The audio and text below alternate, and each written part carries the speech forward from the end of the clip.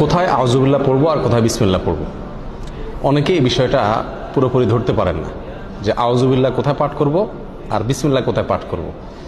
যেখানে যেটা পাঠ করার দরকার, যেখানে যেটা পড়ার দরকার সেখানে সেটাই পাঠ করতে হবে। বিসমিল্লাহির রহমানির রহিম বা বিসমিল্লাহ এটা পাঠ করতে হবে যেই কোনো ভালো কাজের শুরুতে, যেই কোনো বৈধ কাজ, যেই কোনো ভালো কাজের শুরুতে কি পাঠ করতে হবে? বিসমিল্লাহির রহমানির রহিম পাঠ করতে হবে।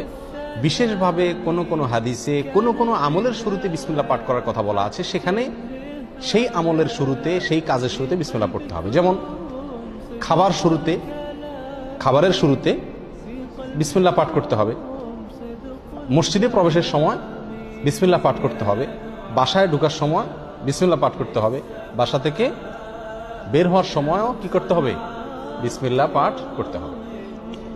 এ হলো বিসমিল্লাহর বিষয়। আর আউযুবিল্লাহ এটা বিশেষভাবে পাঠ করতে হয় কোরআনে কারীম তেলাওয়াতের শুরুতে, কোরআনে কারীম তেলাওয়াতের শুরুতে।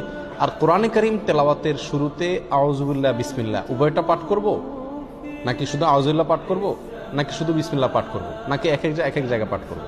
অনেকগুলো প্রশ্ন আসে কি আসে না? এটার উত্তর হলো, যখন আমরা কোরআনে কারীমের তেলাওয়াত শুরু করব, সেটা নামাজে হোক, নামাজের বাইরে হোক, যে অবস্থায় হোক না কেন, যদি আমরা কোরআনে কারীমের তেলাওয়াত শুরু করি তাহলে আউযুবিল্লাহ পাঠ করতে হবে, আউযুবিল্লাহ পাঠ করতে হবে। অনেক উলামায়ে কেরামের মতে ওয়াজিব, অনেক উলামায়ে কেরামের মতে সুন্নাত। আল্লাহ সুবহানাহু ওয়া তাআলা সূরা নাহলের 98 নম্বর আয়াতে ইরশাদ করেছেন, ফাইদা ক্রাআতাল কুরআনা ফাসতাইজ বিল্লাহি মিনাশ শাইতানির রাজীম।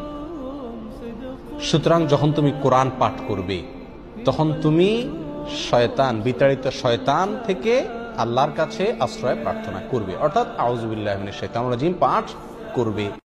সাথে এটা